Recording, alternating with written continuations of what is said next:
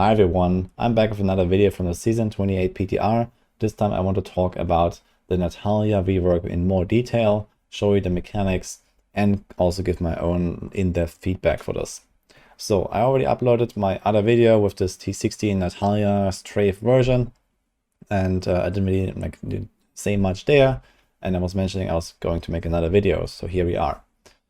I gathered from the comments that a lot of people are very unhappy with a new strafe-based playstyle, and I gotta say I agree. I think we already have God Demon Hunter in the game, we have the spin to win on the Demon Hunter. It is a good set, and there's not really anything to miss in my opinion. Maybe they could tweak God Demon Hunter, make it a little bit stronger, make it a little bit more convenient. For example, the momentum mechanic could be adjusted a little bit to be less effort maybe. And yeah, we would have God Demon Hunter basically for all the spin to win guys. And I think having Natalya being like a secondary spin to win build that basically does exactly the same and feels exactly the same as the God Demon Hunter doesn't really have a place in the game right now.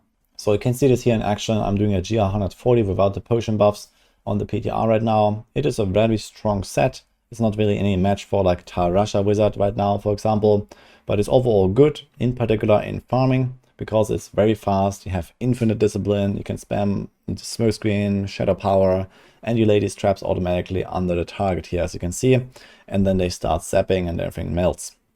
So that's kind of how the build works. And yeah, as I said, it's basically God Demon Hunter yet again, which we might be able to change in some way. But before that, I want to talk about some of the mechanics and some of the inconsistencies and problems that the build has. So number one, you have Lightning Trap, which is the best rune by far. So usually this does 20% weapon damage over 3 hits, so this should be 673% weapon damage.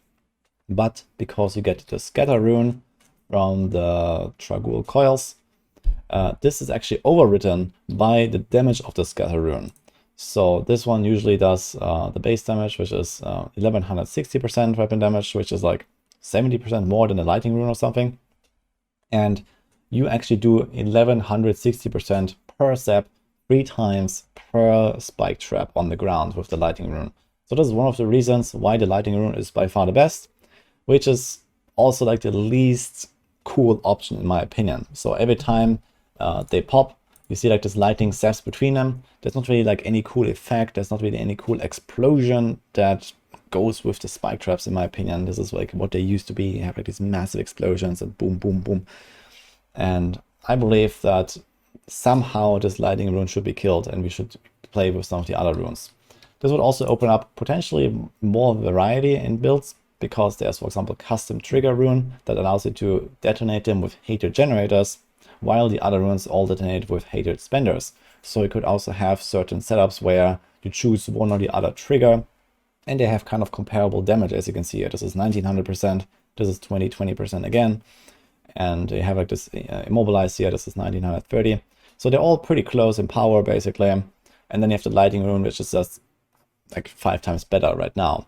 Number 2, even though we play the lightning rune and we stack lightning damage on our gear, this lightning rod actually does extra damage on the fire convention element cycle. So that is just a bug. I guess it has to do with the scatter rune being applied to the lightning rune, and the scatter rune is a fire rune.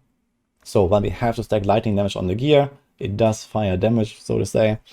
And this is why it deals extra damage on fire COE, which is very unintuitive. Third, we have the 6-piece bonus with this 10% more damage than the previous blast effect. So the way this works is this is a combined multiplier, and it stacks up with the currently laid traps if they explode in a sequence. So you can see this here, for example, when I take one of the other runes, I put them on the ground. So this is 2, 4, 6, 8, 10. And now when I trigger them, watch closely, they will explode one after the other. So you see here, boom, boom, boom, boom, boom, boom, boom. And this means that it gets like 10%, 20%, 30%, 40%, etc. more damage, up to plus 90% on the last one, which is a multiplier to all of the other damage. So you get roughly double the damage on the last explosion compared to the first explosion. Now the thing is that combined with this 2-piece bonus, the spike traps get summoned automatically, which enables this whole spin to win playstyle where you don't actually lay any traps. you barely get any benefit of the 6-piece bonus because you constantly spawn new traps and you constantly override new traps. So in typical gameplay as this, you see that I'm constantly laying out these traps here. There's like, 5 traps per second or something. And they don't actually have enough time to really do a full sequence. And the 6-piece stacking bonus barely has any effect. And maybe you get some explosions that have plus 10%, plus 20%, maybe plus up to plus 30% damage. And all the higher values actually never exist because you already spawn new traps. And yeah, first of all, this makes the 6-piece extra stacking damage kind of useless. I think a bigger issue is the automatic summoning of the spike traps though, the 2-piece bonus. So we have, yeah, basically no reason to ever press spike traps. Now there are some mechanics involved here that would actually allow for maybe a combination of automatic and manual. So for example, the automatic spike traps that we play with right now on the PTR actually do not proc area damage. And area damage is a very massive damage multiplier in large pulls, especially in high greater rifts when pushing. But it's still not enough to make putting down the manual traps worth it. It simply takes too long and the damage is not really there compared to how many spike traps you can summon automatically. When you automatically summon them with strafe with the right breakpoint, you can get 1 spike trap, or rather 2 spike traps because of the scatter, every 7 frames. The game runs on 60 frames, so you can get 8.5 spike trap summons every second. So this is basically infinite spike traps all the time. And even if you don't have the perfect breakpoint, yeah, you're basically almost at the same value. You basically have infinite spike traps. So you can never really get anywhere close to that with your manual spike traps. I even tried just playing with automatic all the time, and then maybe on a convention cycle for like a big pull, I would, stop strafing, put down a few traps like this, and then strafe again. And also that was not enough to really make that worth it. We also tried other shenanigans like strafing, and then again on the COE cycle, for example, lay down some traps, and then tap strafe to give like the spike traps enough time to do the full reaction to get this extra 6-piece damage bonus, and then keep strafing again. So we would have like a half second or 1 second break so that we don't summon new spike traps. But even that was not really enough to make it worth it, because the 6-piece plus 10% damage per previous blast was simply not really enough. It just doesn't really lead anywhere right now. So to make this any kind of worth it, this 6-piece stacking bonus needs to be massively improved so that, like the 10th trap does maybe like, 500% extra damage or so, and not just 100%, or somewhere along those lines, so that occasionally you would at least use these manual traps to do like a 1 chain reaction. But it will also feel really clunky to play, in my opinion, because instead of like, permanent strafing and kind of chilling, you have to like, stop it, and then you have to tap it, and you have to walk around for like a second, and then you can keep strafing again. So it would really feel awful, in my opinion. Another issue of this combination is that the spike traps simply have an extremely long cooldown for whatever reason. So first of all, they cost hatred, and they have a cooldown, which by the way is not displayed on the tooltip. We don't even know the cooldown if we don't test it.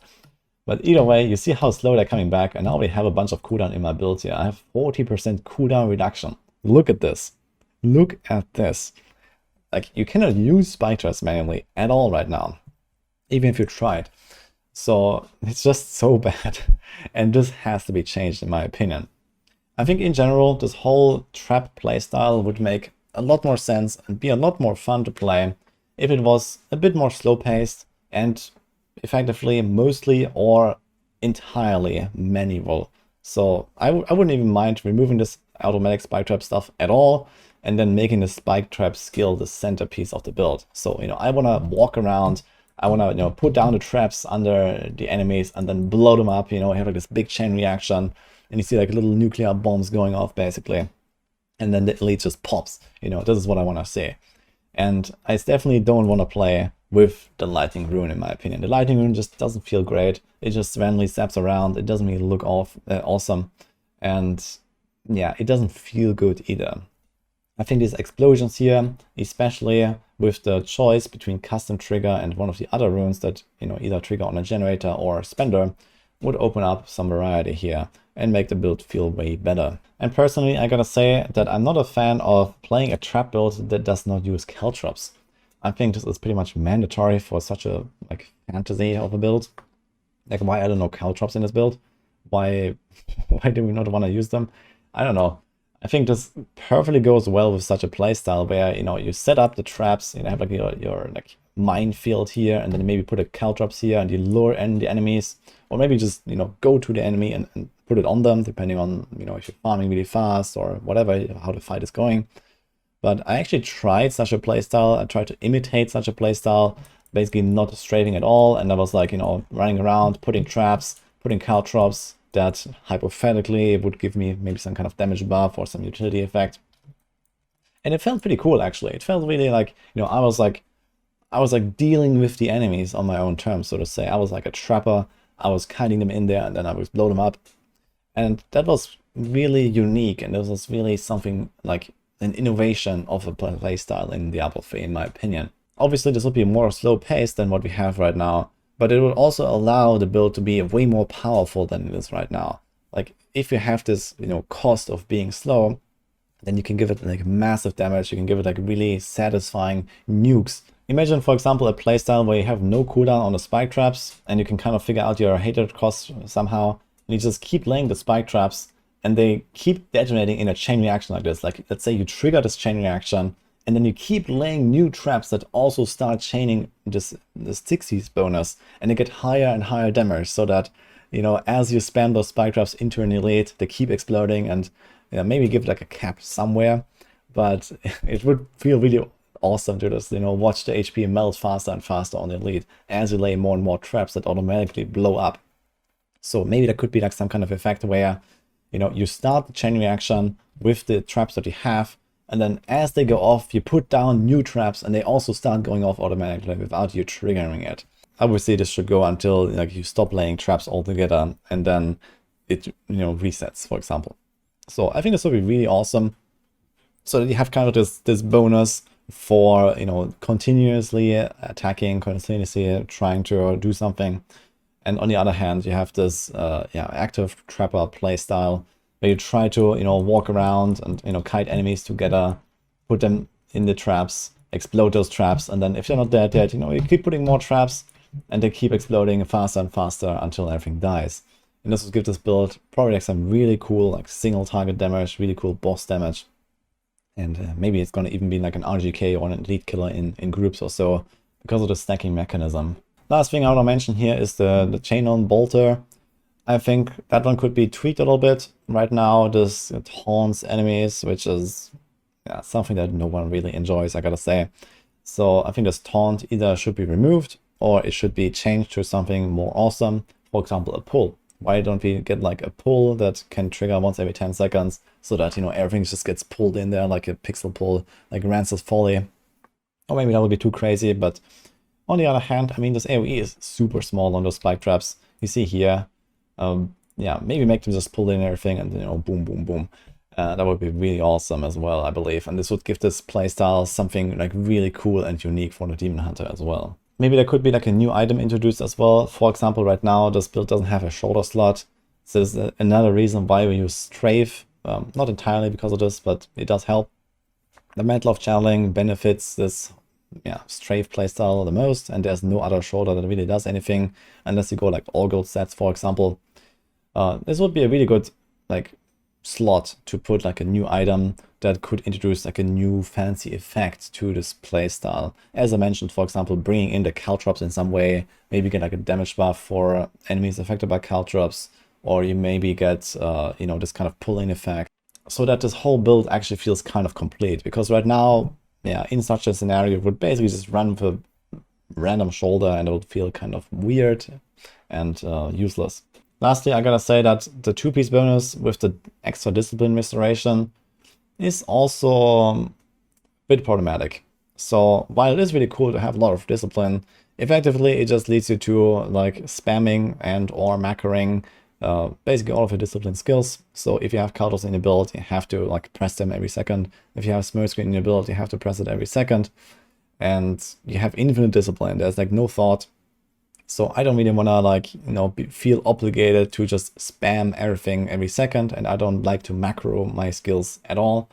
So in the long run, I think this infinite discipline feels, yeah, too much basically. I think it's fine that this build is rather mobile, but this mobility could be solved in other ways as well. For example, it could get an extra movement speed, or it could get, you know, maybe a free vaulting or free smurf screen sometimes, or something like that. Or maybe just less discipline recovery. Maybe it could be like, you know, 0.1 instead of 1 or something like that, which would still make it, you know, a lot of discipline, but not to the point where I just like infinitely spam everything and there's like no thought involved. Now, with all this stuff said, I gotta say that overall I'm quite happy that we do have a spike trap rework for Natalya. On the other hand, I'm sad that Reign of Vengeance is totally dead now, so whenever I was advocating for a spike trap rework, I was hoping we'd get an LOD setup, because LOD has rapid fire right now, and yeah, I don't know anyone enjoys that. Maybe there's gonna be like a handful of people, but yeah, basically LOD Demon Hunter's leaderboard is dead because no one likes to play rapid fire really. And I think that would have been a good place for spike traps. But now we have the Natalya rework, and Reign of Vengeance is dead, and we're probably not going to see that again, which is a bit sad. But on the other hand, I think a new spike trap build, especially if it's really powerful, if it's going to beat Marauder, if it's going to be like S tier, and it's going to have like a new unique playstyle with something along the lines of what I just described, would be really awesome as an addition to the Demon Hunter's arsenal. So this is my 2 cents about this Natalya rework. I'm sure that the devs have also seen, you know, a lot of these issues and feedback from other people. And I'm also sure that they are working on some improvements to this build in some way. And let's see what will happen. I'm sure that in the end, it's going to turn out one of the best builds in the game. It's a new set, basically. It's a new rework. And those tend to be extremely powerful if you look at the last few seasons. So I have no doubt that the same will be the case here for the Demon Hunters. And you're going to be blasting.